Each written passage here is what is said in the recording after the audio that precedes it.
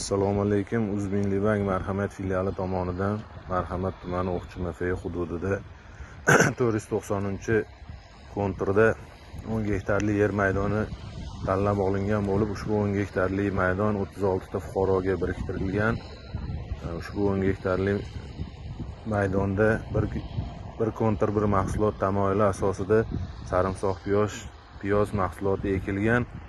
Ushbu 493-konturga Abduhoshim eksport tomorqa xizmati MChJ agregator qilib belgilangan.